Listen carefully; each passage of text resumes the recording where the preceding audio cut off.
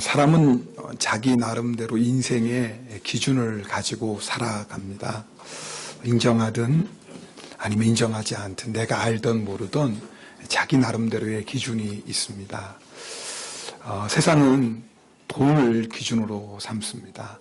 돈을 많이 벌면 성공한 인생이라고 하고 그렇지 못하면 실패한 인생이라고 말하기도 합니다. 또 세상은 그 사람이 얼마만큼 높은 지위에 올라갔느냐로 인생을 평가하기도 합니다. 또 외모로 사람을 평가하기도 합니다. 여러분, 그러나 중요한 건 세상이 사람이 가지고 있는 기준이 아니라 하나님이 어떤 기준을 가지고 우리 인생을 평가하고 계시느냐 하는 것입니다. 사람의 평가는, 세상의 평가는 다 헛됩니다. 세상이 아무리 성공한 인생이라고 해도 하나님이 인정하시지 않으면 그 인생은 결코 성공한 인생일 수 없습니다.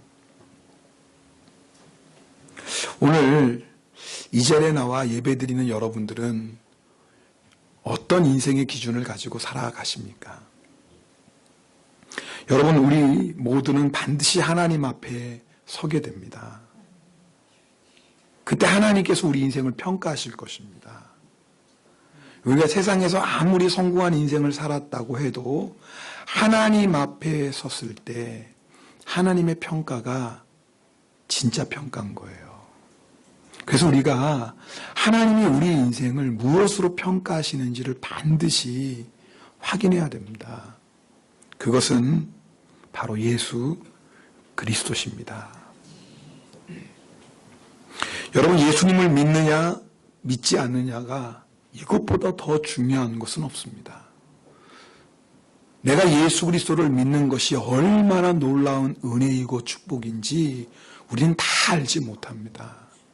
만약 우리가 하나님의 심판대 앞에 섰을 때, 야, 예수님을 믿는 것이 이런 놀라운 은혜구나.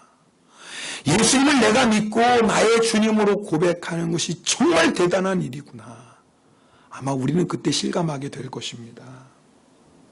여러분, 우린 다 죄인입니다. 그래서 사망의 심판, 지옥의 심판을 받을 수밖에 없습니다. 그런 우리들을 하나님이 사랑하셨습니다. 우리를 사랑하셔서 독생자 예수 그리스도를 이 땅에 보내주셨습니다. 그 예수님을 믿기만 하면 누구든지 죄사함 받고 구원을 받습니다. 여러분, 이것이 얼마나 중요한 일인 줄 아십니까? 우리가 하나님 앞에 섰을 때 다른 기준이 아닙니다. 예수 그리스도를 나의 주님으로 고백하는지 아닌지 그 한 가지가 영생과 영벌을 결정합니다. 여러분, 예수님께서 여러분의 구세주이십니까? 이것보다 중요한 것이 없습니다.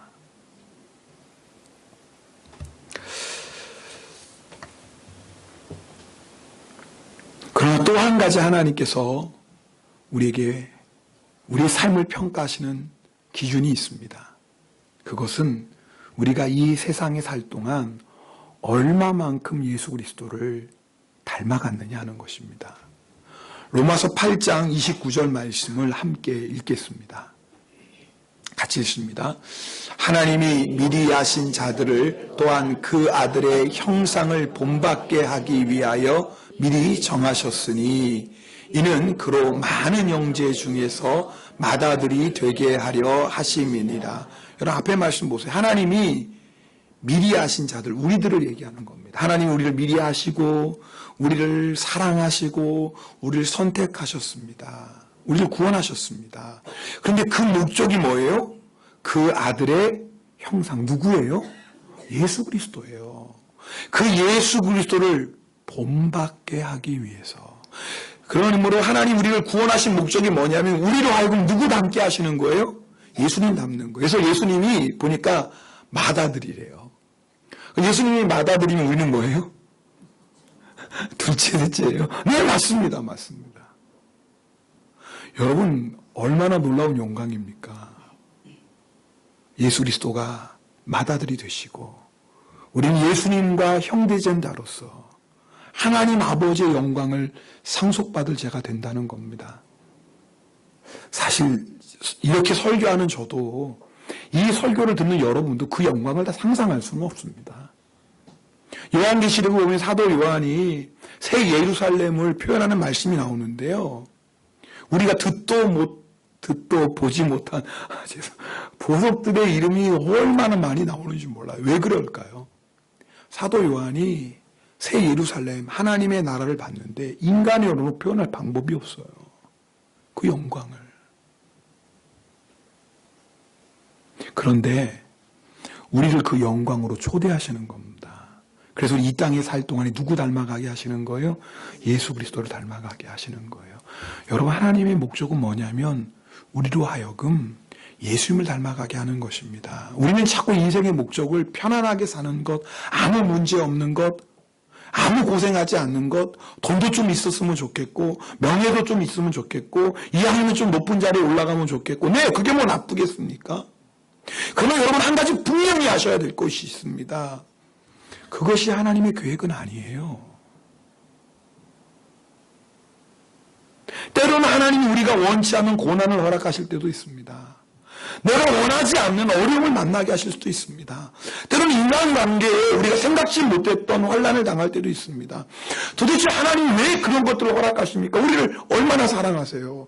독생자 예수 그리스도를 주시기까지 사랑하시는 하나님이 우리에게 왜 그런 고난, 때로는 그런 아픔을 허락하실까요? 이유는 하나인 겁니다. 그것을 통해서 누구를 닮아가라는 거예요? 예수 그리스도를 닮아가라는 겁니다. 여러분이 이 보고서가 아실지도 모르겠습니다. 세상을 보며 사람을 볼 때 만족함이 없었네. 나의 하나님, 그분을 볼 때 나는 만족하겠네. 근데 그 후렴 부분에 이런 가사가 있어요. 동남풍아 불어라. 아, 여러분 처음 들어보는 건가요? 서북풍아 불어라. 가사는 조금 틀릴 수 있어요. 그 다음 게 중요해요. 가시밭에 백합화. 여러분 보세요. 가시밭에 백합화가 피었어요. 바람이 부는 겁니다. 그럼 여러분, 그 가시밭에 백합화의 꽃잎이 어떻게 되겠어요? 네. 뽑으면 안 되겠다. 너무 이뻐가지고 못 뽑겠네. 오늘도 왜 이렇게 이쁘게 하셨어요? 좀 덜 이쁘게 하나 뽑아서 좀. 여러분, 가시밭에 백합화가 피었어요. 바람이 막 불면 그 날카로운 가시에 백합화가 막 찢겨나갑니다. 근데 그럴 때 어떤 일이 일어나는 줄 아세요? 백합의 향기가요, 그 가시밭에 진동을 합니다. 가시밭에 백합화, 그 다음 가사가 뭐냐면 예수 향기 날리니. 여러분, 하나님, 우리 인생에 하나님이 때로는 고난을 허락하시고 우리 인생에 생각지도 못했던 아픔을 허락하신 이유가 뭐예요? 예수 향기 날리라는 거예요. 세상 사람은 그럴 때 불평합니다. 원망합니다. 그런데 예수 믿는 사람은요, 정말 예수 그리스도를 닮아가는 사람은요, 그런 상황에서 주님을 찬양합니다.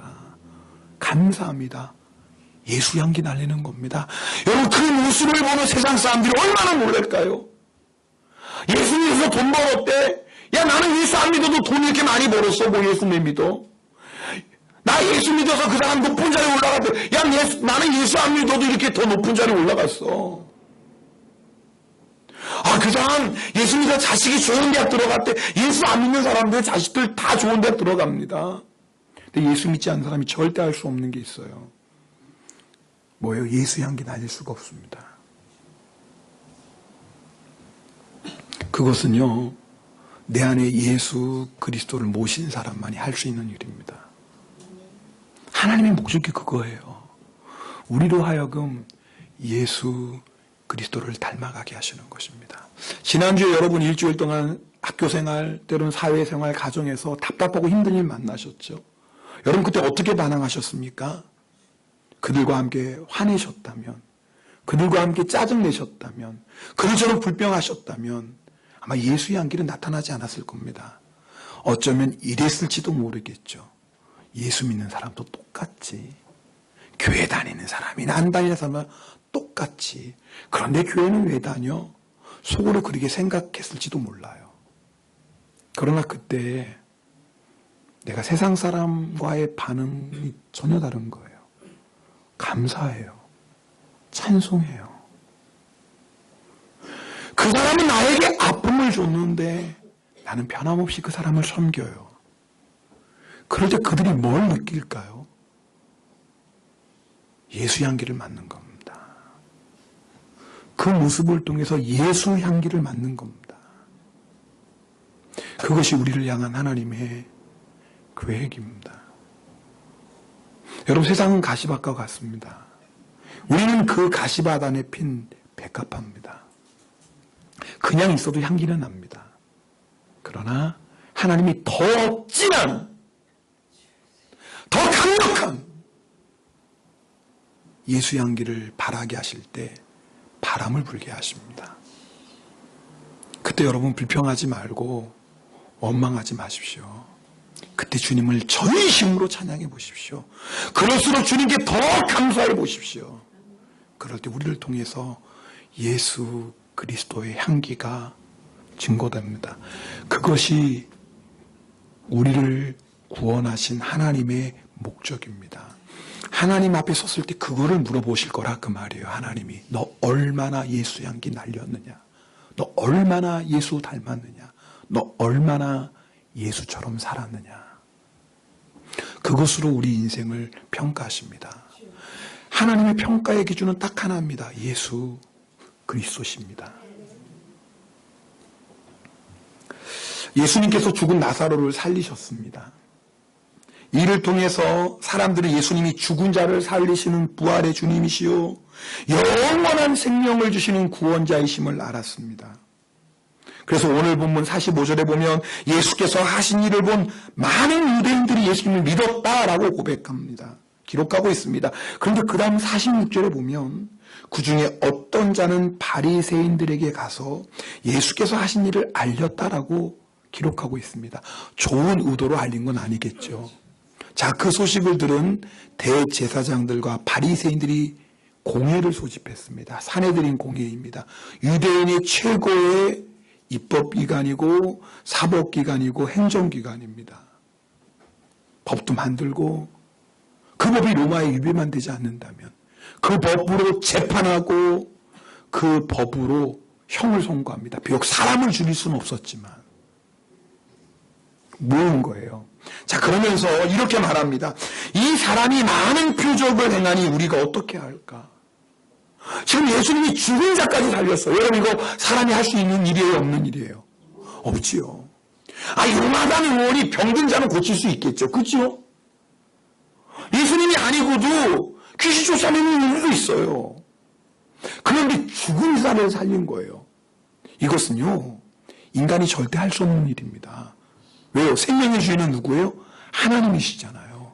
생명의 주인은 하나님이신데 죽은 자를, 그것도 나흘이 지나서 썩어가는 그 사람을 살렸다 그 말입니다. 이거 누구만 하시는 거예요? 하나님만 하실 수 있는 거예요. 그러니 대제사장들과 바리새인들이 큰일 난 겁니다. 그래서 이 사람이 많은 표적을 행하니 우리가 어떻게 하겠느냐? 어떻게 하면 돼요? 아니, 예수님이 죽은 자까지 살리셨어요. 하나님만이 하실 수 있는 그 놀라운 역사를 행하셨어요. 부활의 주님인 것을 증거하셨어요. 영생의 주님인 것을 증거하셨어요. 그럼 어떻게 하면 돼요? 믿으면 되죠. 네, 맞습니다. 믿으면 돼. 야, 우리가 예수님 오해하고 있었구나. 야, 우리가 예수님에 대해서 잘못 생각하고 있었구나. 죽은 자까지 살린 걸 보면 분명히 하나님이시구나. 하나님이 약속하신 구세주시구나. 믿으면 되잖아요. 뭐 어려워요. 믿으면 되잖아요. 그런데 이들이 내린 결론이 뭔지 아세요? 정반대의 결론을 내립니다. 예수를 죽이자. 여러분, 그 이유가 어디에 있는지 오늘 본문 48절에 나와 있습니다. 48절 말씀 함께 읽겠습니다. 만일 그를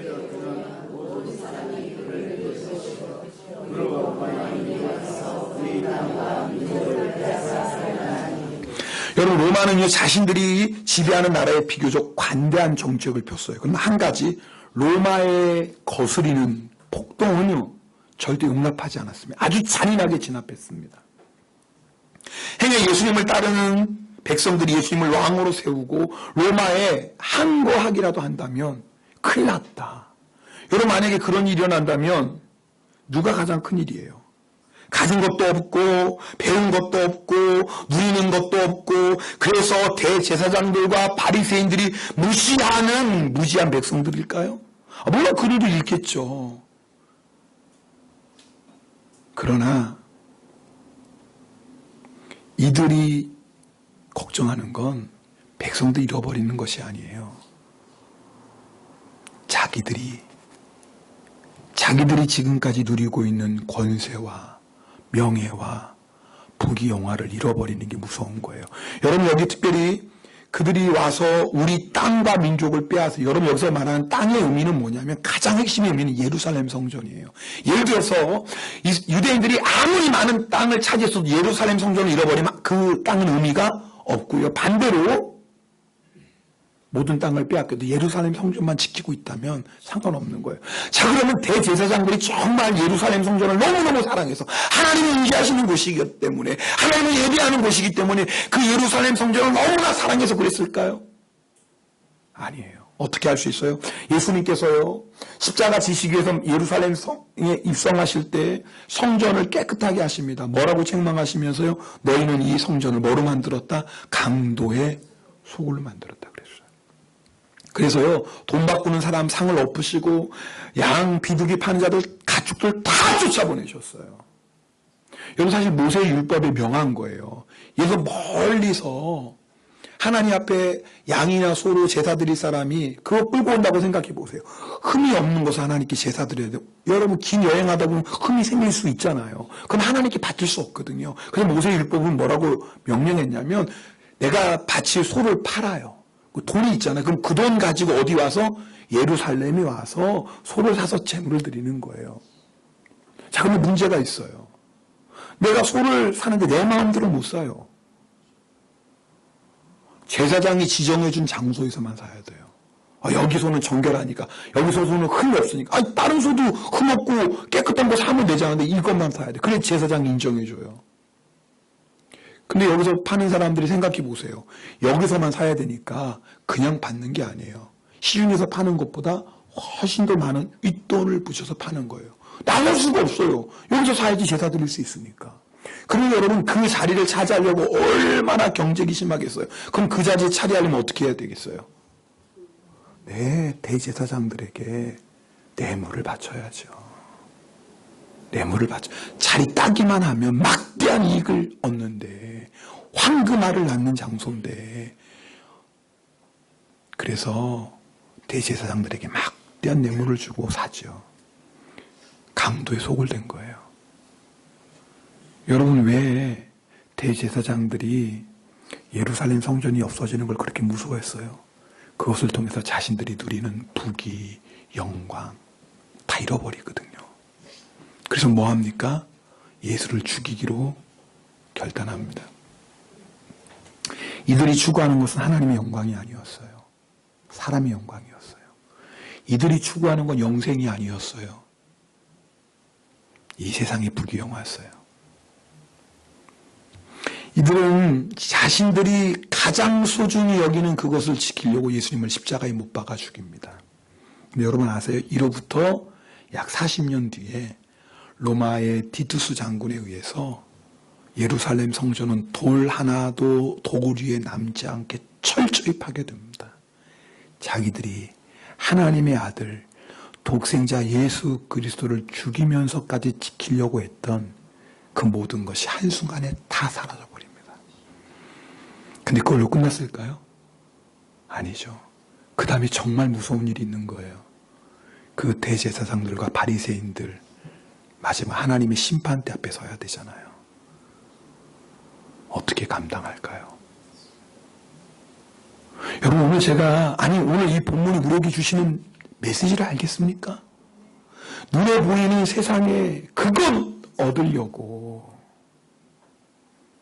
예수 그리스도를 저버린다면 그것처럼 어리석은 인생은 없습니다. 여러분 가룟 유다 아시죠? 예수님의 12제자 가운데 하나였습니다. 그 가룟 유다가 예수님을 뭐예요? 은 30에 팔지요.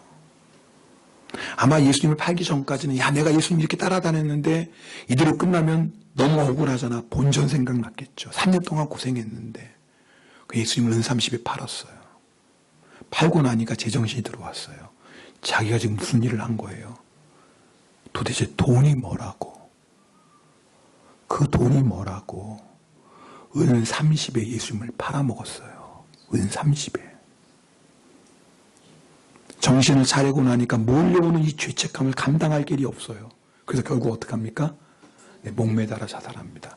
만약에 가룟 유다의 인생이 그냥 자살하고 거기서 끝나는 인생이라면 그래도 다행이라고 그래도 뭐 그러겠어요. 근데 그게 끝인가요? 아니죠. 그 뒤에 가룟 유다가 서야 될 하나님의 심판대 앞에 섰을 때 어떤 마음일까요? 여러분, 제가 오늘 이 말씀을 드리는 이유가 우리도 다 그 자리에 서야 됩니다. 여러분, 우리가 지금 눈앞에 보이는 세상에 그거 조금 더 편안하게 살려고, 조금 더 모으려고, 조금 더 잘 입으려고, 조금 더 높아지려고, 내가 조금 더 유명해지려고 그렇게 눈물을 흘리면서 심지어는 예수 그리스도까지 내가 포기하고 믿음까지 내버리면서 내가 얻으려고 하는 그것이 얼마나 헛된 것인 줄 아십니까? 40년이 못 가는 것입니다. 그것이. 그것 가지고 예수 그리스도가 바꿀 수 있어요? 그 40년의 공영화 때문에 믿음을 저버리고 천국을 팔아먹습니까? 근데 실제로 그런 자들이 성경에 기록되어 있잖아요. 우리가 이를 어찌할꼬 이 사람을 통해서 많은 기적이 일어난다. 믿으면 되잖아요. 내 죄를 회개하고 예수 믿고. 아니 영생은 없는데 내가 누린 부귀영화가 무슨 소용이에요? 아니 영생을 얻을 수 있는데 내가 앉아있는 자리가 뭐가 그렇게 중요해요? 영생을 얻는데 그래서 은 30이 뭐라고 은 30 얻으려고 예수를 받아먹습니까? 은 30이 뭐라고? 아 맞아요 목사님 은 30이 뭐라고 예수를 팠습니까? 30억은요. 은 30이 아니라 30억 준다면 어떡하겠어요? 아, 좀 생각을 해봐야 될까, 이거? 300억? 생각해볼 것도 없지, 뭐. 예수는 뭐, 나중에 예수고, 뭐. 300억이 어디야? 죽기 전에 회개하고 예수 믿으니 천만에요. 그런 기회가 올 줄 아세요? 하나님이 정말 특별히 사랑하셔서 망하게 하지 않는 이상 그런 기회가 올 것 같습니까? 이미 마음을 다 빼앗겨버렸는데, 세상에. 이미 내 마음 세상에 다 줘버렸는데 나중에 과연 그 마음이 올 줄 아세요? 도대체 은 30이 뭐라고. 근데 세상에요 그렇게 사는 사람들이 얼마나 많은 줄 아세요? 예수를 믿는다고 하고 내가 영생을 믿는다고 하고 천국을 믿는다고 말하면서 막상 내 눈앞에 세상의 유혹이 오고 물질의 유혹이 오고 명예의 유혹이 오면은요 예수님을 향해 등을 돌립니다. 여러분 그렇게 어리석은 자가 되면 안 돼요. 성경 뭐라고 말씀합니까? 마가복음 8장 36절에는 사람이 만일 온 천하를 얻고도 자기 목숨을 잃으면 무엇이 유익하리요? 여러분 그렇죠. 온 천하를 얻으면 뭐예요? 내가 지옥 가는데 무슨 소용이 있습니까? 여러분 오늘 우리가 영적인 눈 뜨고 살아야 됩니다. 내 인생의 지금 기준 뭐로 잡고 있는지 내가 지금 어떤 기준을 가지고 살아가는지 여러분 확인해 보셔야 돼요. 목사님 그래도 저는 제가 대제사장들처럼 나의 그 육신의 안일함 위해서 예수 팔겠습니까? 내가 가룟 유다처럼 은 30 때문에 예수 팔겠습니까? 에이 나는 절대 그런 사람 아닙니다. 여러분 장담하지 마세요. 유다가 처음부터 그런 마음 먹었을까요?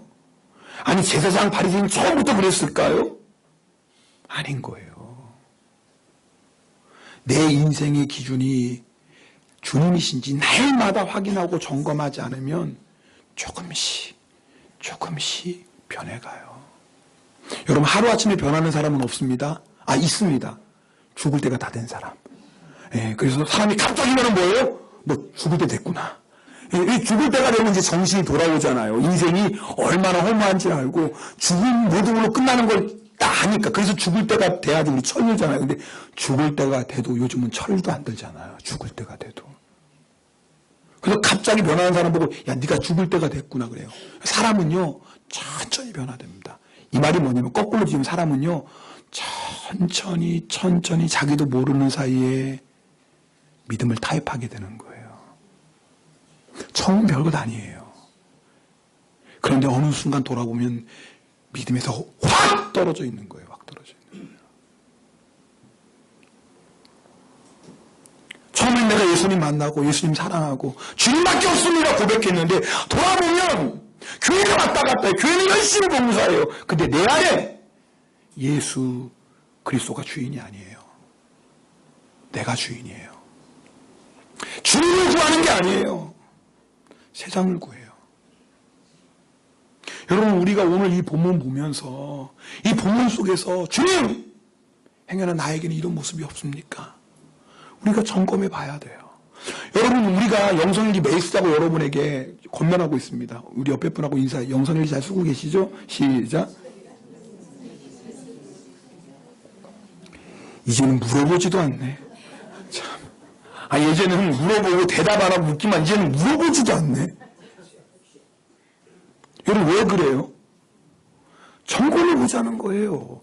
내가 예수님을 주님으로 고백하잖아요. 그러면 종일 우리는 주인 대신 예수님의 뜻대로 사는 거 당연한 거 아닙니까? 당연하죠. 근데 생각해 보세요. 여러분, 정말 예수님의 뜻대로 사십니까? 지난 일주일 생각해 보세요. 예수님의 뜻대로 살 때가 많아서 여러분 뜻대로 살 때가 많았어요. 1번이에요, 2번이에요? 지금 1번이 뭔지 2번이 뭔지 그것도 모르고 있어 지금. 1번 지난 일주일 동안 그 사람이 예수님의 뜻대로 많이 살았습니다. 2번 예수님을 주님이라고 부르지만 사실 내 뜻대로 살았습니다. 1번이에요, 2번이에요? 대답도 잘한다. 그게 금방 나와요. 그냥 부끄럽고 좀 수줍어서 이렇게 나와야지 어떻게 1번이요? 자랑이다. 네, 맞아요. 그게 사실 우리의 고백 맞아요. 우리의 고민이에요. 근데 여러분, 사실 이게 말이 안 되는 거 아닙니까? 예수님이 주님이시라는, 물론 우리가 연약하고 부족해서 때로는 내 마음도 살 때도 있겠죠. 내 욕심대로 화내고 그냥 그럴 수도 있겠. 그러나 예수님이 주님이 분명하면 곧장 회개하고 돌이키는 게 맞지 않습니까? 근데 그러지를 못해요. 심지어는요, 자기 마음대로 살면서 자기는 예수님 잘 믿는다고 생각해요. 그래서 여러분 점검해 보셔야 돼요. 그래서 여러분이요, 매일 점검해 보셔야 돼요. 제가 참 부끄러운 얘기지만, 지난 주간에 연애 때문에, 한국 나갔다가 이제 선한목적에서 새벽 기도를 합니다. 저는 이렇게 그 새벽 기도, 선한목적에 새벽 기도 할 때마다 이렇게 하나님 많은 눈물을 주세요. 이렇게 막 울면서 기도하는데, 이제 말씀 듣고 기도하고 한 6시 15분 되면 이제 선교사님들이랑 거기 이제 목사님들 같이 모여 식사하는 시간이 있어요. 선교사님 오셔서 식사 대접하는 거죠, 같이. 근데 이제 아침에 이제 말씀 듣고 막 은혜를 받는 거예요. 은혜를 막 받다가 6시 15분쯤 되면 뭐 할 시간이 이제? 밥 먹으러 갈 시간이야. 근데 기도를 하는데 주님이 그러시는 거예요. 김 목사, 오늘 아침 먹지 말고 더 기도해라. 그때 제가 어떻게 반응했을까요?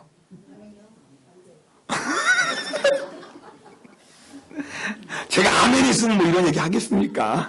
할렐루야, 주님 당연하죠. 밥 한 끼가 뭐 괜찮습니다. 기도하죠. 그래서 오늘 이런 얘기도 안 하죠. 주님, 먹고 하면 안 될까요? 그리고 또 이렇게 아침에 선교사님 대접한다고 이렇게 아침에 다 식사하는데, 주님, 좀 그렇잖아요? 주님 좀 봐주시면 안 돼요? 도대체 밥 한 그릇이 뭐라고? 아니, 밥 한 그릇이 말하고.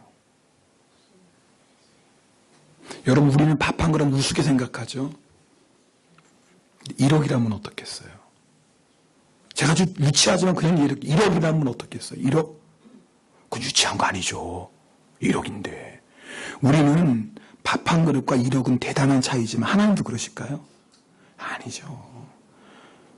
하나님 앞에는 아침밥 한 그릇이나 1억, 10억이나 똑같은 거예요.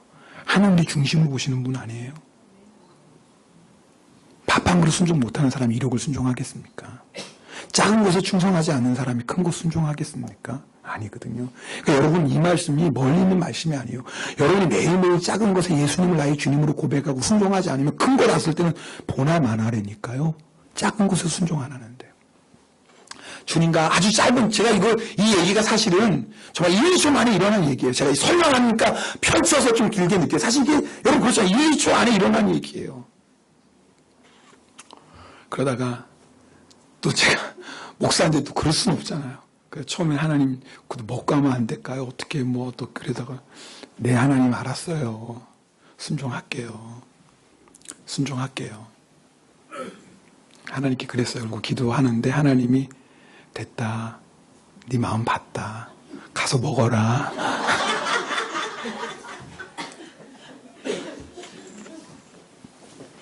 하나님이 제 마음을 보시려고 그랬던 거예요. 목사님들 같이 모여서 선교사님 대접하고 교제하는 시간이 얼마나 유익한 시간이에요. 근데 주님은 그것보다 나에게 기도하고 그것보다 사랑과의 교제도 중요하지만 나랑 교제하자. 너 나랑 교제하자. 주님 내 마음을 원하세요. 근데 여러분 보세요. 여러분 그런 작은 일 같지만 사실 그런 작은 것에 하나하나 타협하면서 우리가 점점 주님에게서 멀어지는 거 아세요? 별거 아닌 것 같지만요. 그런 작은 것들이 우리가 불순종하면서 점점 예수님 믿음 타협하는 거 아십니까? 그래서 여러분 매일매일 점검해 보셔야 돼요. 매일매일 내가 정말 주의 말씀에 순종하고 있고 내가 정말 오직 그리스도 예수만이 내 삶의 기준이 되시는지 여러분이 점검해 보셔야 됩니다. 그렇지 않으면 우리도 모르는 사이에 가룟 유다 된 테니까요. 우리도 모르는 사이에 눈에 보이는 것 그 사실만 못 갈 그 세상의 부귀영화 때문에 영생을 포기한다니까요. 우리에게 영생을 주시는 예수 그리스도를 은 30에 팔아먹는다니까요. 이 이야기가 우리의 이야기가 될 수도 있는 겁니다.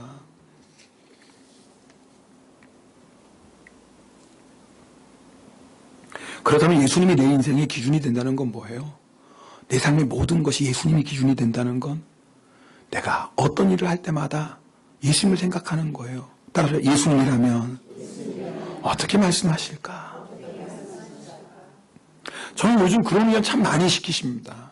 목사라 보니까 때로는 교회 일 하다 보면 이게 교회 일 아닌데 이렇게 하셔야 되는데 이거는 아니지 이렇게 해야 되는데 그럴 때마다 말하고 싶을 때가 너무나 많아요. 근데 그때마다 제가 주님께 항상 물어봐요. 주님 제가 이거 말해도 되나요? 틀린 말은 아니니까 필요한 말이니까 제가 왜 자꾸 이러는 줄 아세요? 제가 예수님을 주님이라고 고백하면서 자꾸 내 생각으로 말하는 거예요. 언젠가 어느 분에게 전화를 받았습니다. 근데 그분이 저에게 하소연을 하는 거예요. 누구를 만나는데 그 상대방은 자기가 하고 싶은 말 다 하고 근데 자기는 아무 말도 못해서 너무너무 억울하다는 거예요. 그래서 목사한테라도 하소연하려고 저한테 전화하셨던 거예요. 요즘은 그런 성도가 없어서 너무 감사해요. 제가 그분의 얘기를 다 듣고 성도님 하고 싶은 말 다 하고 사는 게 부럽습니까? 옆에 분하고 물어보세요. 그게 부럽니? 물어보세요. 그게 부러워요? 죄송합니다. 제가 갑자기 반말이 나왔네. 죄송합니다. 그게 부러우십니까? 물어보세요 한번. 왜 안 물어보시나? 여러분 그게 부러우세요? 내가 그냥 내 마음 내 감정대로 막 말하고 사는 거 그게 부러우세요? 그리고 내가 말하고 싶지만 예수님 때문에 예수님 바라보면서 참담하는 거 그게 억울하십니까? 여러분 예수님이 기준이 되면 거꾸로인 거예요. 예수님이 기준이 되고 나면은요 내 마음대로 내 감정대로 말했던 게 너무 후회가 되는 거예요. 주님 제가 왜 그랬을까요? 내가 예수님을 주님이라고 고백하면서 내 마음대로 내 감정대로 함부로 혈기 부리고 말하고 말았어요. 주님 저 어떡합니까? 오히려 가슴 찌고 회개할 일이고요. 내가 예수님 때문에 잠잠했던 건 오히려 감사할 거예요. 그래서 제가 그 성도님께 그랬어요. 성도님 반대예요. 하고 싶어도 예수님 때문에 침묵하는 것이 복입니다. 지금 성도님은 저에게 억울하다고 말할 것이 아니라 오히려 그 반대로 말씀하셔야죠. 목사님 너무 감사해요. 저 승리했어요. 억울한 말을 들었는데요. 내가 예수님 바라보고 잠잠했어요. 예수님께서 저를 보시면서 기뻐하셨겠죠. 제가 침묵했으니 이제는 예수님께서 일하시겠죠. 할렐루야. 이게 주님 기준으로 사는 인생이에요. 내가 어떤 행동을 할 때 예수님이 기준인 거예요. 예수님이라면 정말 이렇게 행동하실까? 내가 무엇을 선택할 때 나의 기준이 예수님이에요. 예수님이라면 이 선택하실까? 여러분 한 번씩 물어보세요. 정말 주님이라면 이렇게 말씀하실까? 주님이라면 이렇게 행동하실까? 주님이라면 이렇게 선택하셨을까? 그럼 답 알아요, 몰라요, 우리? 아니까 어떤 분 물어보지도 않아요. 주님이 뭐라고 하실지 뻔히 아니까 이제 아예 물어보지도 않고 자기 마음대로 다 해.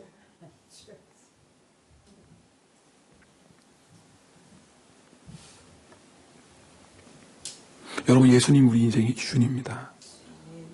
그럴 때 우리가 절대 후회하지 않는 인생을 삽니다. 여러분, 세상의 기준이 되고 눈에 보이는 것이 기준이 돼서 살면요 반드시 후회하고요. 이 세상의 후회로 끝납니까? 하나님 앞에 섰을 때 땅을 치며 후회합니다. 그러나 예수님의 기준 되는 삶이 때로는 손해보는 삶이고요. 고생하는 삶이에요. 쉽게 갈 수 있어요. 편하게 갈 수 있어요. 그러나 예수님이 나의 기준이시기 때문에 편한 길, 쉬운 길 내버리고 좁은 길, 험한 길 갈 때 지금은 손해보는 것 같고 지금은 바보 같은 인생 같죠. 천만에요. 주님의 놀라운 살아계심을 우리들이 경험하게 됩니다.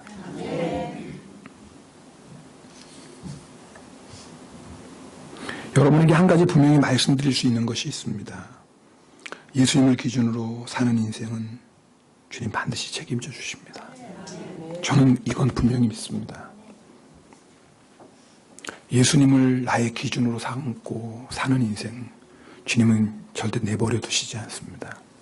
반드시 그와 함께 하시고 그를 지키시고 그를 붙드시고 그의 삶을 인도해 가십니다. 여러분 경험 있잖아요.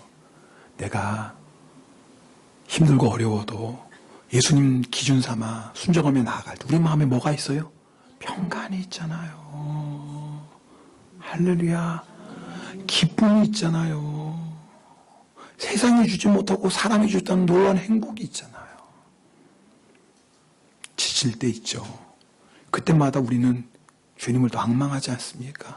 주를 앙망하는 자는 새 힘을 얻으리니 독수리가 날개치고 올라감 같을 것이고 다른 박질하여도 곤비치 아니하고 걸어가도 피곤치 아니하리라. 네, 예수님이 기준이 되시면 주님 우리에게 새 힘 주십니다. 저는 오늘 이 시간에 여러분들이 그 새 힘 받으시면 좋겠어요. 오늘 여러분들이 내가 예수님 나의 기준으로 삼다가 상한 마음, 억울한 마음, 답답한 마음, 주님의 뜻을 알긴 알아요. 내가 그 뜻에 순종하게 순종했는데 마음이 너무 아파요. 너무너무 답답해. 너무너무 괴로워요. 그런 분들 있잖아요. 잘하셨어요. 근데 여러분 아세요? 주님이 그 모습을 얼마나 기뻐하시는지. 그리고 주님이 오늘 이 시간에 그 마음을 위로해 주시고 하늘의 새 힘을 여러분에게 부어주실 것입니다. 우리는 약하지만 주님은 우리를 강하게 하시는 분이시고 우리는 가난하지만 주님은 우리를 통해서 많은 자들을 부유하게 하시고 할렐루야. 오늘 그 주님 예배 시간에 만나게 되기를 축복합니다. 우리 약한 나로 강하게 우리 그 찬송 들으십시다. 여러분 이 찬송이 정말 우리의 기도가 되고 우리의 믿음의 고백이 되길 원합니다. 우리 이 찬송 여러분 정말 주님 바라보시고 내가 약합니다 주님. 내가 가난합니다. 내가 너무나 어리석습니다. 그러나 강하게 하시는 주님, 부유하게 하시는 주님, 이 시간 우리를 붙잡아 주시고 하늘의 새 힘을 주시옵소서. 우리 함께 찬송하고 기도하는 시간 갖겠습니다.